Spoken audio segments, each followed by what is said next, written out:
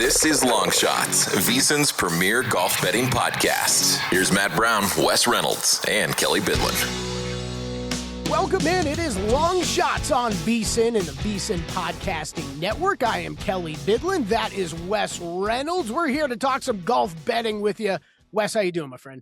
I'm doing well, Kelley. Eager to get into the National Open north of the border. And then we have one south of the Canadian border, that big one next week at Shinnecock called the U.S. Open. Yeah, that's right. We got the U.S. Open next week, Canadian Open this week. We will be hitting on both of them here. No Matt Brown with us this week. It's all good. He's taking a couple days off. Wes, you got me and Wes, though. We'll be running through everything for Canadian Open. We'll hit on the U.S. Open.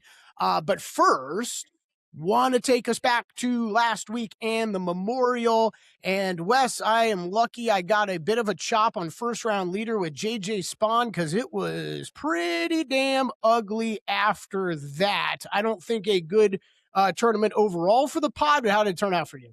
Yeah, it ended up not being a total disaster. It ended up being just a small loser thanks to some rallies on the placement markets on Sunday. But nobody really in the mix for me. And if anybody had JT Poston, shout out to you. Good on you. Yep. I did not. He did not pop anywhere for me. And I think a lot of it was the fact that even though he had been playing okay, I mean, he's making most of his cuts, 9 of 12 so far this year, he did not have a top 20 finish all season.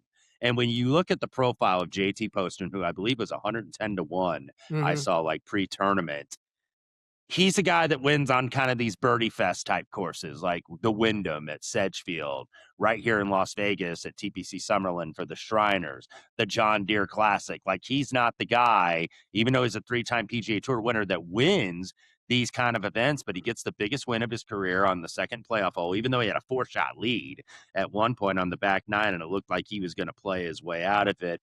Ends up getting in that playoff, had to make birdie, by the way, at the last, where nobody's making birdie on 18 with that kind of pressure.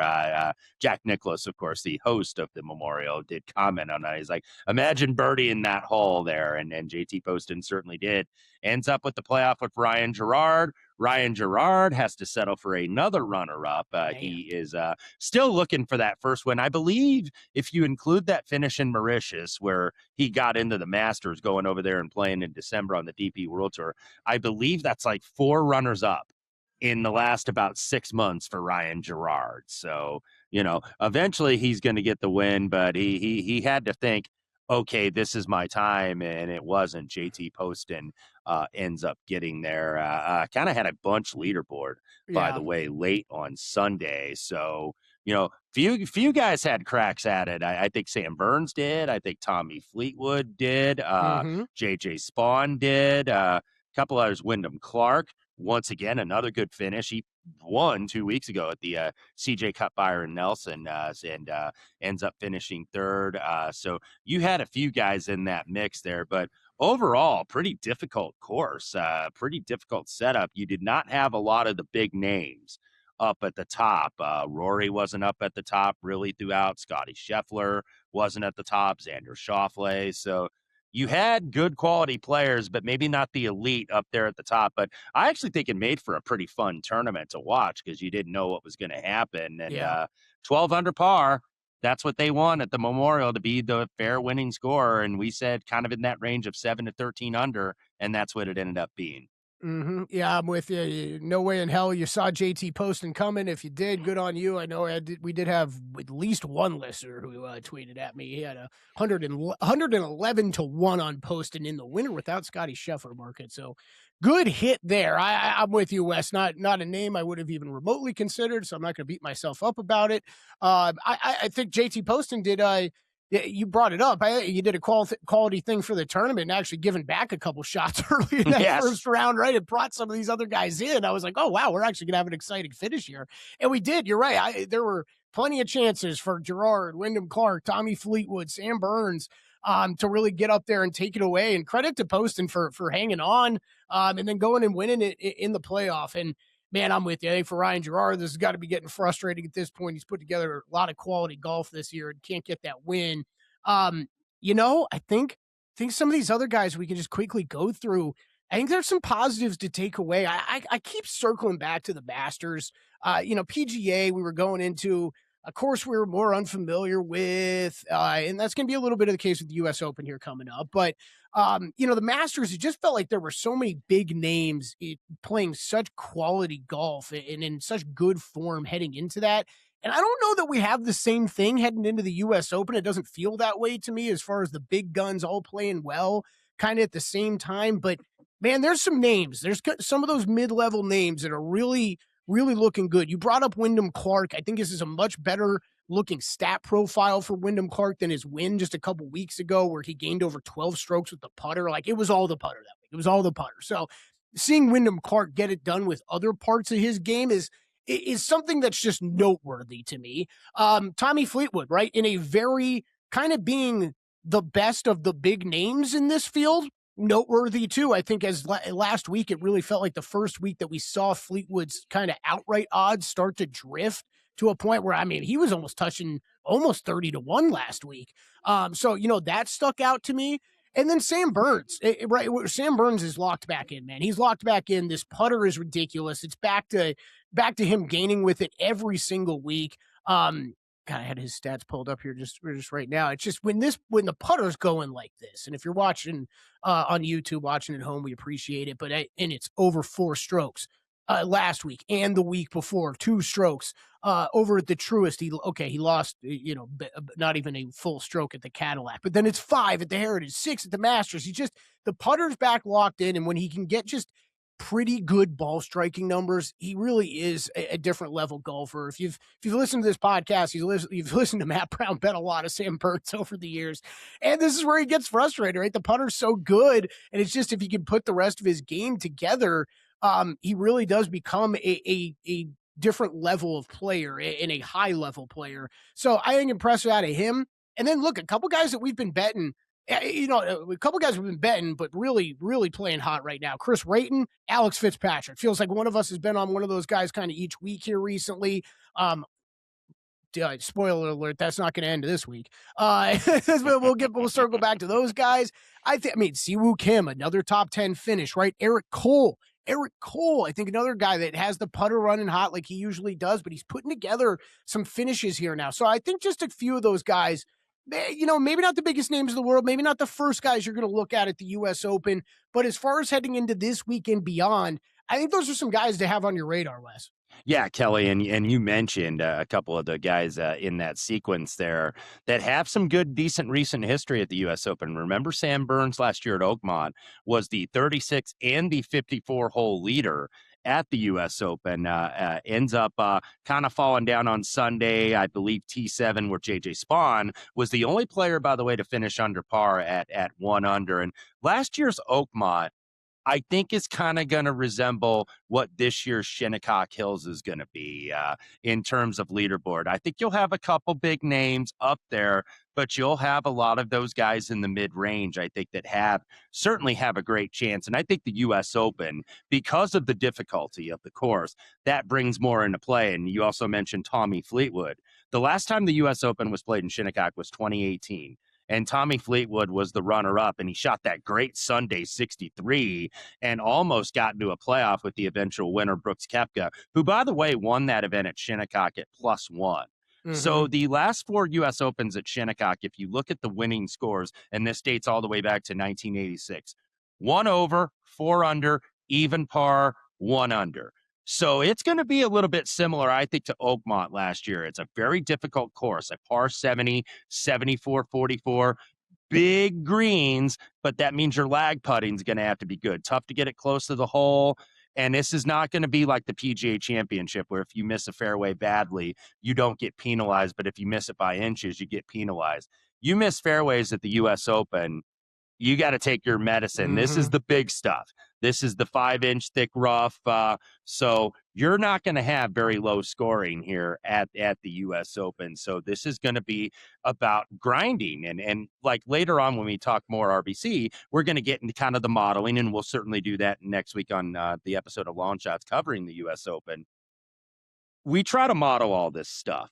But a lot of it for the U.S. Open is who's going to make the least amount of mistakes. Even after we've gone through approach and around the green and lag putting and off the tee and all the metrics we look at every single week in and out, it's going to be hard because you have to just find a guy that's going to make the fewest mistakes and the guys that recover from their mistakes, because you're going to make them at the U.S. Open at Shinnecock Hills. So this is a classical U.S. Open design in the northeastern part of the United States. We kind of know what we're getting.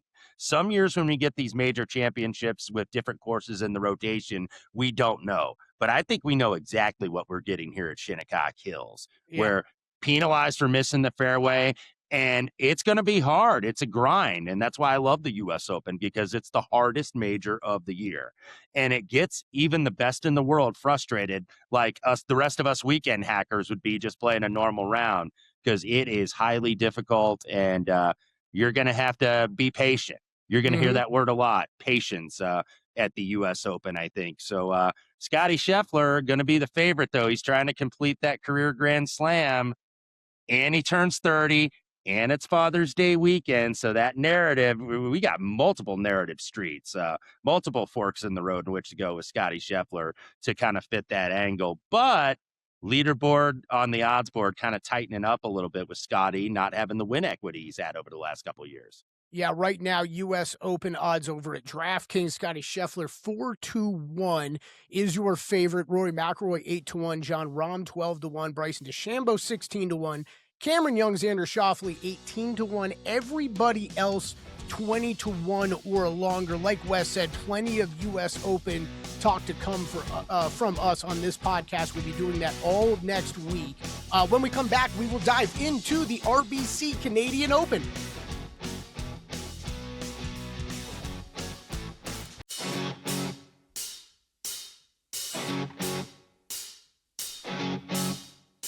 This is Long Shots, VSiN's premier golf betting podcast. Here's Matt Brown, Wes Reynolds, and Kelley Bydlon. Welcome back to Long Shots here on VSiN and the VSiN Podcasting Network. Kelley Bydlon, Wes Reynolds here with you this week. Just talked a little Memorial, a little U.S. Open. Looking forward to that one next week.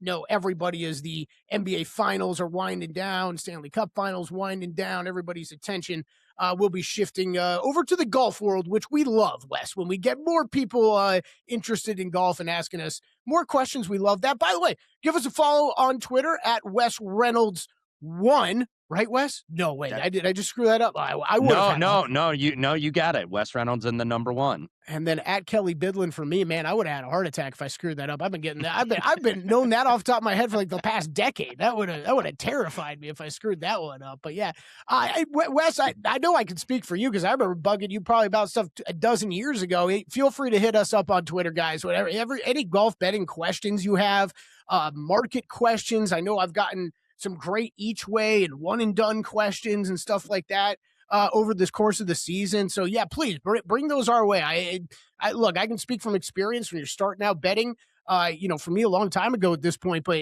just having resources and people to bounce questions off of, it's great. And we love talking it, right, Wes? So, hit us up. Love talking golf, love talking betting, love talking any kind of those strategy questions.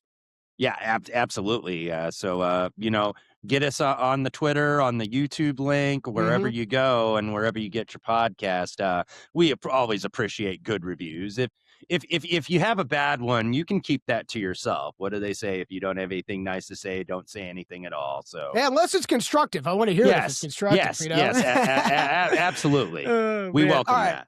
So every week, little tip here, outside of listening to this fine podcast, you can go over to VSiN.com and you'll find one of the best golf write-ups on a weekly basis. I was reading them before I ever started doing shows with the guy, Wes Reynolds, previewing the RBC Canadian Open. Here's a little sneak peek. If you are watching at home, again, VSiN.com, sign up now. Specials going all the time for the website. Let me drop that video before I get fined by a specific league. But yeah, that's go to VSiN.com each week. You can check that out. Wes, we are transitioning now to the RBC Canadian Open. Look at this odds board here. We are a week before the U.S. Open, so you don't have the biggest of the big names playing in this. But as we see with the Canadian Open, it's kind of become a trend here, especially in recent years. You get at least some of the bigger British names that come over. The Canadian crew is all over there. And then, some of the guys that have just historically had some success north of the border play here often. This is also now fallen in a time of the year for the golf calendar where some of the guys that are just getting out of college are able to jump in there. So I know we got a couple of those in the field this week. So it's an interesting field. You might not have the superstar monster names at the top, and we don't have any Rory McIlroy this year, which we have seen the past couple years of the Canadian Open. But Tommy Fleetwood is your short shot, at least at DraftKings.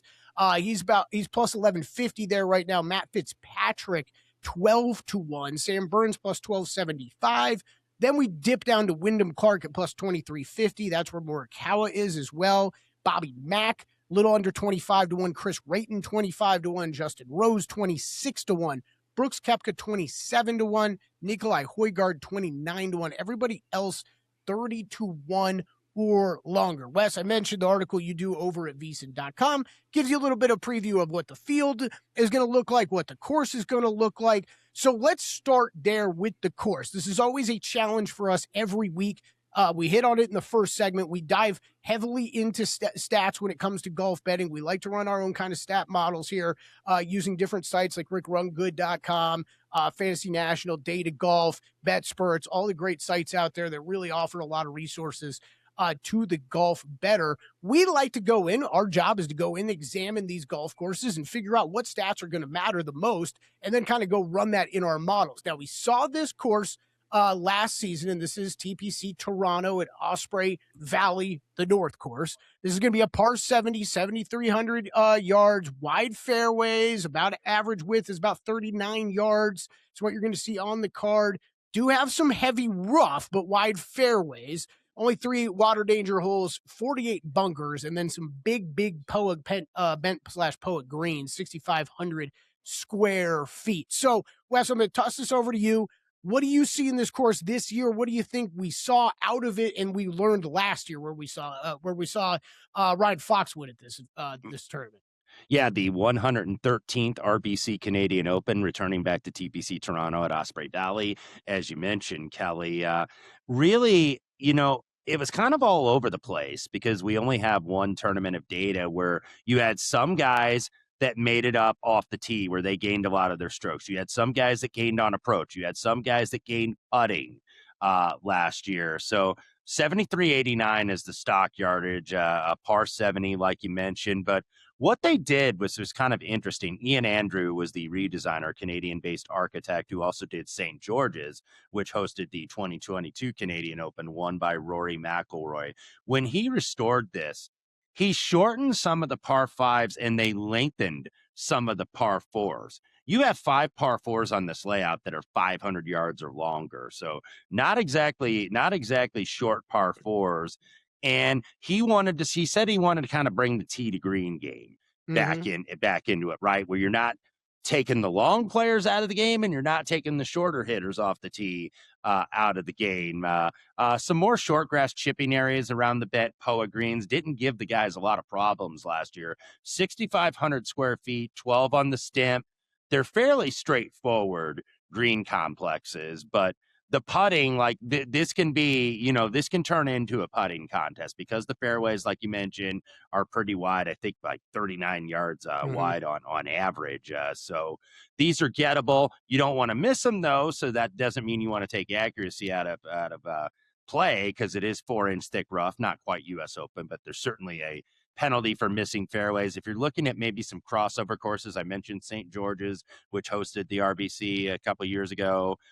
Detroit Golf Club, where they have the Rocket Mortgage, Deer Run, where they have the John Deere, Glen Abbey, another regular rotation course for the RBC Canadian Open, maybe a little TPC Craig Ranch, Memorial Park, which is the Houston Open. So, I don't want to make this out that it's a total birdie fest, but last year the winning score, by the way, you mentioned Ryan Fox, 18 under 262, where he did beat my ticket, Sam Burns, that I had at 28-1 in the playoff. I've actually lost playoffs 2 of the last 3 years here. 2025, 2023 also had Tommy Fleetwood and Nick Taylor, by the way, the first Canadian since 1954 to win his home open, won in 2023, where he made that like 72-foot putt on the playoff hole. So you mentioned earlier that large Canadian contingent: Nick Taylor, Corey Connors, Taylor Pendriff, Matt Hughes, Adam Hadwin, Sudarshan, Yellow Miraju, several others. So there are a lot of Canadians here, but you haven't seen a lot of Canadians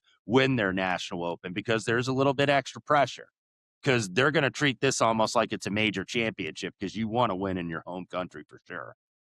Yeah, absolutely. Just a couple other notes, and a couple of these I grabbed from Ron Close, who does excellent work over at Bet Spurts. And seventh longest course is what it ended up being last year. So it definitely going to be, it's going to test you with some distance.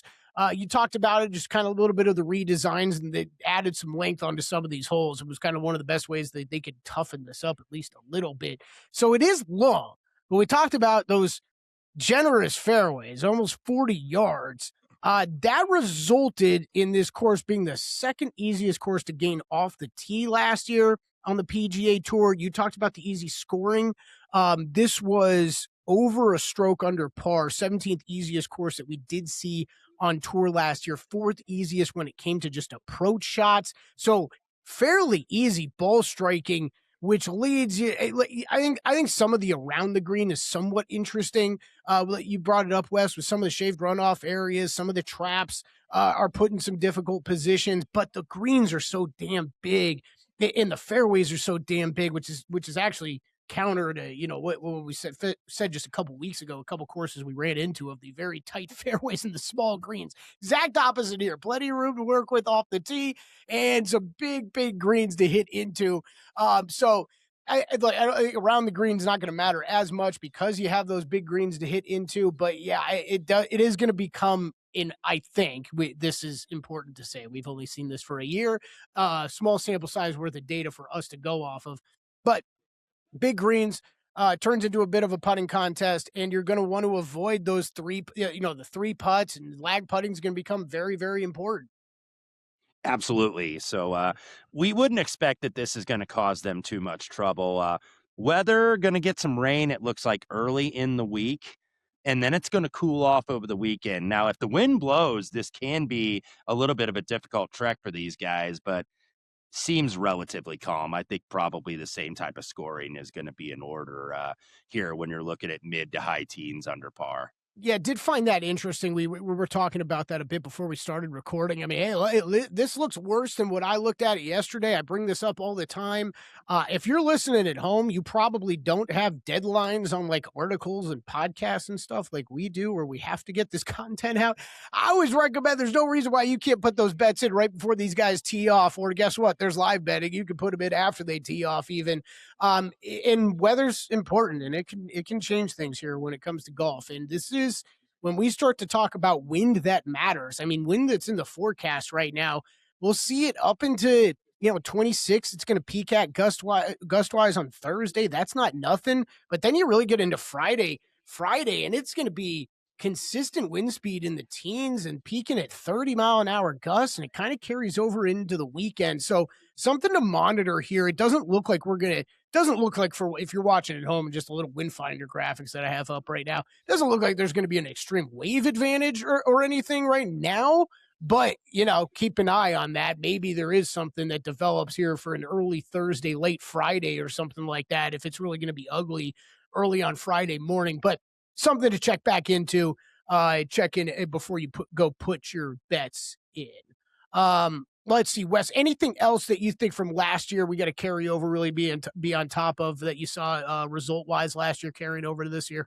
No, I think that it's a little bit, I don't want to say flying blind here, but you didn't have like one profile of player where it's like, okay, these were all bombers, or these were all, pinpoint accuracy guys or iron guys. Like, you really had kind of a diverse leaderboard here, and I think that's probably going to be in order once again. Yeah, I would think that, we're going to go into how we kind of weighed stuff here when we come back, and we'll see what we kind of thought mattered the most. Whenever look, approach is always going to be the most important. We make a big deal out of it whenever we say approach isn't the most important stat that week. Guess what? It's still the most important. It's going to be the most important this week. I do tend to overweight on purpose, kind of off the tee stuff when I think there's wide open, fairways and stuff in front of these guys. And I think that was my biggest takeaway from just looking into stuff last year. These guys pulled driver out on over 80% of the tee boxes. Like it's grip it and rip it. You got 40 yards on average of fairway width there. A lot of fairway to work with. Yes, the rough could be a little penal, but I wouldn't be overly concerned about it with off the tee and guys that spray. That 40 yards is pretty damn wide, and honestly, in the landing zones, it's even wider in some places. So, I did go pretty heavy with some guys looking at distance and keying in on that. But when we come back, Wes and I will kind of go through everything that we really did focus in on when we were building up our stat models this week, and we will tell you what that resulted in when it comes to bets. All that when we come back on Long Shots.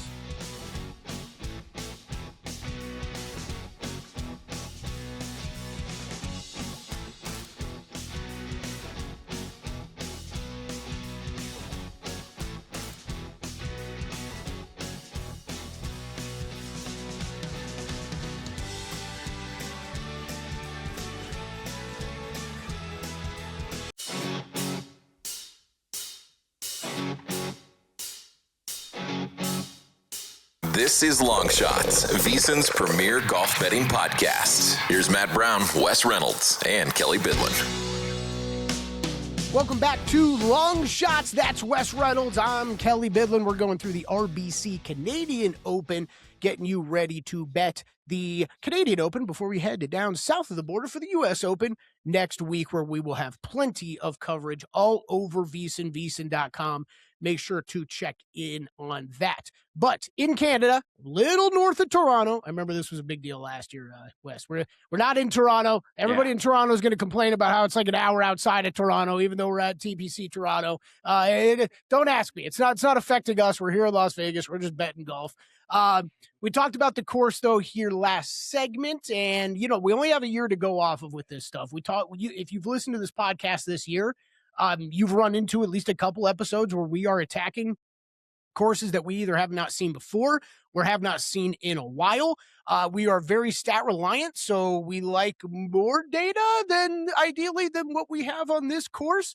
But we saw this play out fairly easy last year. Wes, what did you kind of take and plug into the model this week that you think is going to be more important than the rest? Yeah, I think with the limited course history here, Kelley, you want to kind of get like a starting point. And this might be not a really specific stat. It's kind of a more overarching thing. And that was tee to green, strokes gained tee to green. I think that gives you at least a good baseline to start from. And ordinarily it's usually going to do, even though most weeks are probably a little bit more specific. So strokes gained tee to green, approach, even though this was pretty easy to gain on approach here last year due to the receptive greens that are pretty darn big. So strokes gained approach, I always feel, has to have some kind of weight week in and week out. Wes, I'm gonna put a pause on you right there for people that are that are new, maybe starting out and trying to do things, at least in similar ways to us. Fair to say those are the two stats you start with just blind on any golf course that you're presented with for the first time? Yeah, certainly. More often than not, that's where I'm going to go, because I think that's going to pinpoint at least a couple guys. Mm-hmm. When you're building out like an outright card, or you're doing placement markets, or guys maybe to target to play in matchups, that's kind of I think you're a good gauge from which to start with. And then some weeks we get more specific and some weeks we don't. And I know we've had this discussion on previous Long Shots podcasts. I know Matt Brown and I kind of using a little less of those proximity buckets when you're looking at specific yards on your approach shots, whether it's 200 or more yards or 150 to 175 or whatever. Now, I did use one this week because I did want to look at a little wedge play. Mm-hmm. And wedge buckets are anywhere from probably like 100 to 150. There's some that are shorter, maybe some that are a little longer, but less than half of the approach shots on this course are going to come from that range. So I think you want to be pretty tidy with that wedge game. In terms of off the tee, if you're looking at it whichever way you want to go, I think it's maybe a little bit more of a distance bias than it is an accuracy. Not that you want to rule out accuracy, but I think if you're weighing it this week, you want to weigh distance maybe just a little bit more, because we saw some guys last year, the Sam Burnses and the Cameron Youngs, pretty big hitters off the tee that were right in the mix last year. So probably a couple of them bombers are going to do the same. Par fours scoring, I think, is going to be important. Like I mentioned, Ian Andrew lengthened a lot of the par fours where you got 5 of them over 500 yards, which you don't see very often.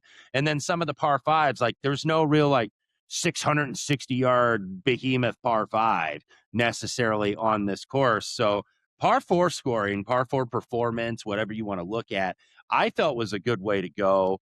Like we mentioned, the wind could blow early in the week, maybe gets a little bit more benign and calm on the weekends. But if it doesn't blow that much, there is the potential for very low scoring. So I thought birdie or better. You could look at opportunities gained if you want to go ahead and do that. And then I did put a little putting here. I went strokes gained, just traditional putting. I didn't go specifically with the bent POA surface that we have here. You certainly could do that, but I kind of wanted like a baseline putting here, guys that are pretty consistent week in and week out. And that's really all I did. I did not do as much this week, just simply because we have very limited background on this. So it's a little bit of a guessing game when you look at the leaderboard last year at this event.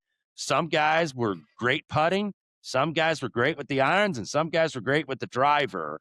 And there wasn't really one like path to victory like you see most years at some other events where the course is more regular. Yeah, it's look, I enjoy this challenge, but it is a challenge. And you know, for a couple of the tournaments that we've been presented with this same sort of challenge this year, I frankly haven't done all that great. So look, I think this is a fun challenge for us to have, but it's a week before a major. We offer up this advice a lot.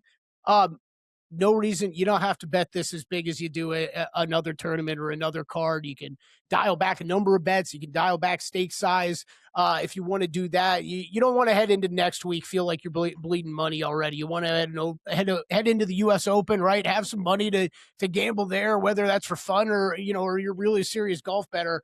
You want to make sure you have some bullets left over for next week. So just a recommendation that I would make to a lot of people out there, and I'm taking my own advice this week. This is a course we've only seen once.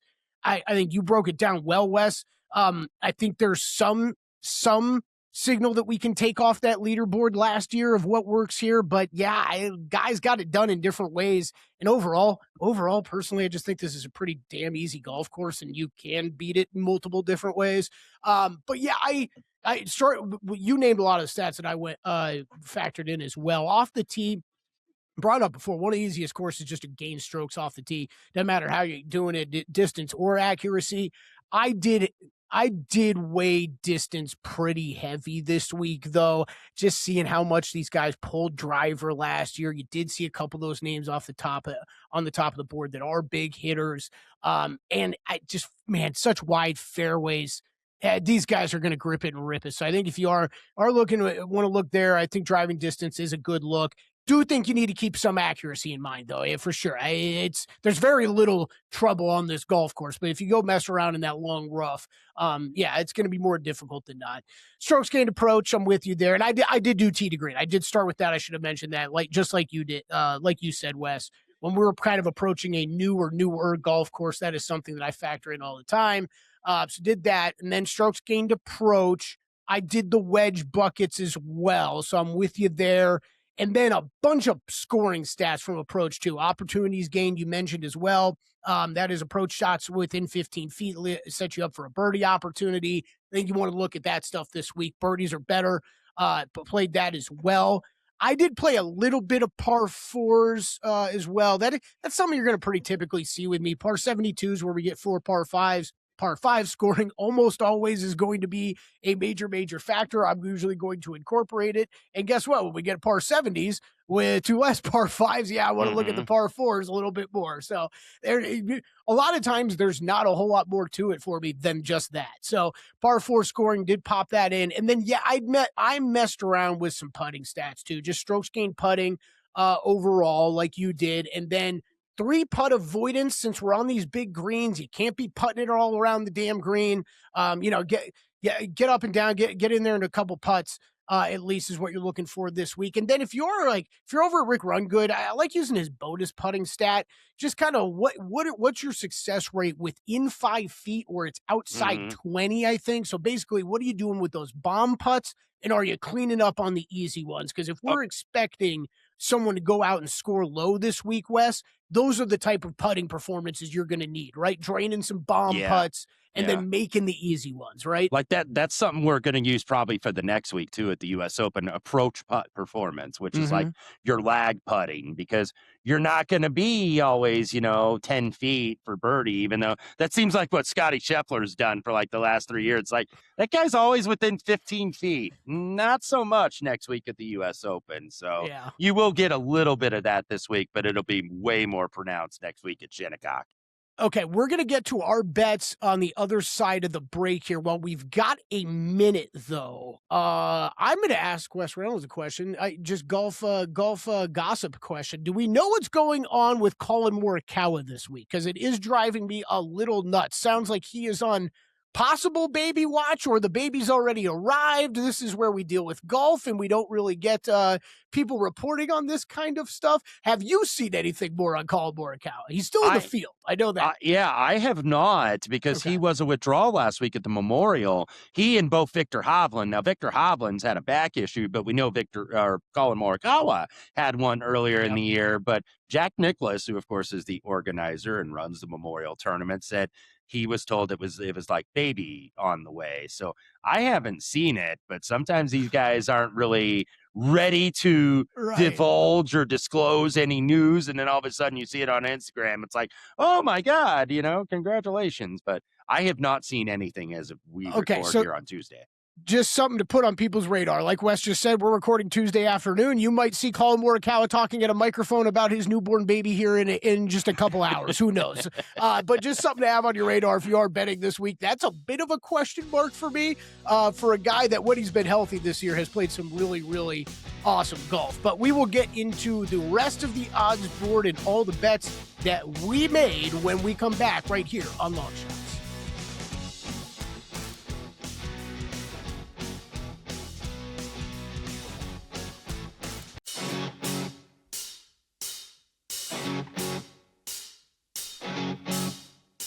This is Long Shots, VSiN's premier golf betting podcast. Here's Matt Brown, Wes Reynolds, and Kelley Bydlon. Welcome back to Long Shots. Kelley Bydlon, Wes Reynolds here, previewing the RBC Canadian Open. Make sure to head over to VSiN.com every week to get Wes's write-ups on the tournaments. That's also where you can find all of our bets that we make each and every week on the PGA Tour, and if you're Wes Reynolds, beyond the PGA Tour. But Matt and I are pretty boring. We stick to the PGA Tour. RBC Canadian Open, Wes. All right, we mentioned the favorites. At Tommy Fleetwood plus 1150, Matt Fitzpatrick 12-1, Sam Burns just longer than that, playing some quality golf recently. He's a little bit less than 13-1 over at DraftKings. Then we drift out into the 20s. Before you start going through the bets, top of the board there, Fleetwood, Fitz, Burns. Did you bet any of them, or did you get close to betting any of them? I was tempted on Sam Burns, and that's still, could be a placement market option. By the way, placement markets, depending on when you're watching this very program, Long Shots, may already be up there at vsin.com/picks. But typically on Wednesday is when I put out those top 10s, top 20s, top 30s, and the like. So Sam Burns, I will have something on that, but I thought that the number was just a little bit small for me. Even though he played very, very well at the Memorial last week, and I had him last year at double the price at 28-1, where, okay, he's in this putting contest with Ryan Fox, and Sam Burns was the number one ranked putter on the tour going into that week. And then he couldn't make anything, and that kind of happened at Memorial last week. Late in the Sunday back nine, just couldn't drain any putts. And it's like, when in doubt, this guy's going to drain him. And he just didn't. But Sam Burns was really the guy I think I got close with of those guys kind of in the teens or in the 20s range. Yeah, it's interesting you say that, because I do think he'd be the guy if I had to bet. No, you know what? He'd still be three. He'd still be third out of those three if I had to bet one of them. I'm actually surprised he's that short. Frankly, a little surprised Fleetwood and Fitz are that short as well. In this field, no real interest in any of those three for me. I mean, look, all three of them are great golfers. I think Sam Burns is in awesome form right now. But, man, that is a short Burns number. So I had pretty easy pass for me. But you know what? We said it a couple weeks ago. Looks like a odds board to me that's beatable in the outright market, at least. There's no big scary Scotty Scheffler or anything like that up there this week. So, all right, we passed on those three. Where'd you start your card at? I started kind of in the mid-range this week, and there are a lot of guys kind of clumped together in that mid-range that I think you could make cases for. First guy I'm going to make a case for is Brooks Koepka, though, at 33-1. Limited starts this year. He's not in the signature events because he doesn't have the FedEx Cup points from the previous season, but very consistent golf of late. 6 top 20s in his last 8 events. Putting is still an issue. He's 136 out of 161 of the qualified players on the PGA Tour, but the ball striking in the tee to green is like elite level right now. Like not one of just the best in the field, but one of the best in the world. Remember last time the U.S. Open was held at Shinnecock, next week's venue, that was Brooks Koepka winning that at 1 over par. So what a better way to return to Southampton in New York than off a victory. So I think Brooks is going to play well this week. And then not too far below him in the price range, 35-1-ish, Nikolai Højgaard, who began 2026 in hot form. And then he's been erratic over the last 3 months. But when he's peaked. Yeah. In that time frame, he's got 2 runners-up. Runner-up at Houston, runner-up at the Truist in the last 11 weeks. 3rd in distance, 5th in tee to green, 8th in approach in this field. Missed the cut on debut here last year. I think this course is like tailor-made for him. So Nikolai Højgaard, 35-1. And then here was a number, Kelley, and maybe it's kind of like Mr. Obvious, but I felt like this number was too big on the basis of how he has been playing. I played Alex Fitzpatrick at just a little bit north of 40-1. First PGA Tour victory in his card when he teamed with Matt at the Zurich in New Orleans last month. Now he's looking for that solo victory. And man, if he's not getting close, 4th at the Truist, T6 last week at the Memorial, top 10 at Doral for the Cadillac over the last 7 weeks. So 6 top 10 finishes he has in his last 7 worldwide starts. Keep in mind, he did win an individual event already this season, one on the DP World Tour at the Hero Indian Open. So this is a guy that I'm just going to stick with until he doesn't post a good finish or isn't in the mix. Top 5 over the last 24 rounds in tee to green. Michael Chorbjornsson, 45-1, big hitting young gun, trying to put it all together for his PGA Tour victory. On the kind of lower scoring birdie type tournaments, he's played very well over the last couple of years. Runner up at the Deer, top 4 in Detroit at the Rocket Classic. I think there's a lot of comparison between these two courses. Top 10 at the RSM, top 10 at the Sanderson Farms, and he's also a big hitter, as is Michael Brennan at 54-1. Best finish of 2026, T6 at Colonial. One of the longer hitters off the tee on the PGA Tour. Like he is up there in the top 5. Longer, easier courses. That dates back to last fall when he won out in Utah on his PGA Tour debut.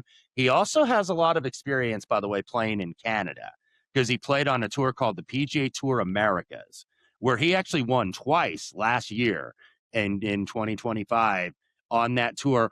Also has a top 3 finish on this very course, TPC Toronto, the North Course at Osprey Valley, 2 years ago in one of those PGA Tour Americas events. So Michael Brennan got a nod from me. And then the 2 longer shots, Tony Finau, 70-1, didn't get that U.S. Open spot. He was at the Springfield, Ohio site on Monday. Just missed it by, I think, a shot or 2. Last chance to make the field for Shinnecock. He's missed the first 2 majors already this year. He's driving the ball great. 3rd in strokes gained off the tee at the CJ Cup, 2nd last week at the Memorial. Also has played well in Canada over the years. I mentioned St. George's, same designer, same renovator as we have here at TPC Toronto. 2nd in this event a couple of years ago when it was played there when Rory McIlroy won, and 5th at Glen Abbey. So a good history in this event. And then the longest one I have, 80-ish to 1. I think I got 84 to be approximate. Max Grazerman, who actually did qualify for the U.S. Open. They had 43 players from 10 different sites across the country, also into Ontario, and Max Grazerman got one of those spots. 5 runners-up. We talk about Ryan Gerard, how many runner-up he has. Max Grazerman, 5 in less than 2 calendar years from summer 2024 to today as he's going for that first career victory. At the CJ Cup a couple starts ago, 1st in ball striking, 1st in approach, 2nd in greens and regulation. Putter can be a little bit all over the place, but this is going to be a random putting week, I think. So Max Grazerman, he's a big long hitter too, and likes to take that driver as all these other guys do. And I think he could play very well this week, 84-1. I thought that was a pretty big price. Yeah, that's I like that one. I think I got to hit the pause button on Grazerman. Just me personally, this is he rated out very highly for me too. But man, Wes, yeah, we get into some of these modes with some of these guys where it's like, they're gonna rate out like top 15 for me every time, and then they tease you. And then we look on Thursday and we see 3 over through 5 holes exactly in the first round. Like, oh my god! Well, that's gonna miss the cut. So I will be rooting for you and Max Grazerman, but you can have him this week. I did pass up on him. Man, the one guy that you bet that, man, my numbers absolutely say I should be betting is Nikolai Højgaard. I'm going to skip over him this week. I always get probably too injury nervous, and he had the injury a little bit earlier in the season, and it's been just kind of some mixed results. You brought it up, mixed results, but when he's played well, he's played really well. So little concern there for me, enough to pass on him. But look, he is like, what, last 20 round model, he was the second highest rated guy for me. So yeah, that's one that my numbers say I should be playing. The guy who rated out just ahead of him in that last 20 round model is actually where I started. And that is with one Chris Rayton.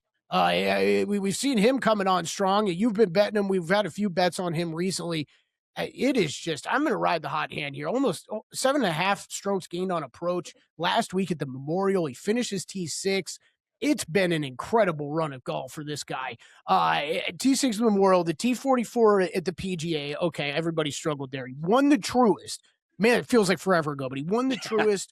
T14 at the Cadillac, the T2 even at the Zurich. He's got a top 10 at the Valero. Some really, really good golf from Chris Rayton. And this is, man, I scoffed at some of those numbers earlier about being too short on guys. Yeah, I bet Chris Rayton at 28-1. You could say, what the hell has this guy done to have that price next year? Well, he's won a signature event. That's one thing he's done. Thanks, Wes. Yeah, that's right. He has done that. And really, I think when it just comes into pure recent form, man, it doesn't get much better than this right now. So I'm going to ride the hot hand. Played Rayton outright and then top 5. All these outrights I did cover with top 5s. Started my card with him. You and I, we did the same thing last week on a numbers game. We did it again this week. First name out of our mouths for this tournament, Brooks Koepka. I'm right there with you. I am a little surprised that it feels like his number's been drifting at most books, which that I'm surprised about just because of the name next to that number. I'm surprised Brooks isn't getting more attention. I'm right there with you, though. Last 20 rounds, second off the tee, 11th on approach in this field, 5th in birdie or better scoring. Man, I think we're seeing Brooks, kind of hit some new heights here back on the PGA Tour.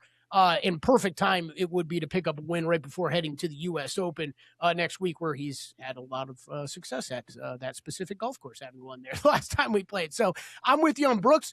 And you mentioned the next name. I couldn't believe how long odds he was either. I feel like we're stealing Matt's spotlight a little bit because I think he's been on Alex Fitzpatrick more than the two of us. But you and I have been on a lot of Matt. I'm all over Alex this week with you. I'm right there with you. I cannot believe he was in the 40s. Just the results. Okay, it was ugly at the PGA, but T6 last week, 4th at the Truist, a top 10 at the Cadillac. He won the Zurich, won the Indian Open. You talked about all this stuff. Some wins on the season so far. So Alex Fitzpatrick like that. So 3 outrights for me: Rayton, Koepka, Fitzpatrick, and then I did go back into the top 20 markets on both Brooks Koepka and Alex Fitzpatrick as well. Getting those, like, I got plus 132 on Brooks, plus 166 on Alex. I don't recommend going heavy on placements in these courses that you're still getting a feel for. I think this is a better week to play, kind of some more outrights, less stake, backing them up. But feel pretty confident in those guys, especially Brooks, just being one of the more class players in this event. So again, all of our bets will be up at vsin.com. If you're watching on YouTube, hit that subscribe button, leave some comments for us. Thanks for listening on the podcast or watching on VSiN. For Wes Reynolds, I'm Kelley Bydlon. We'll catch you next week on Long Shot.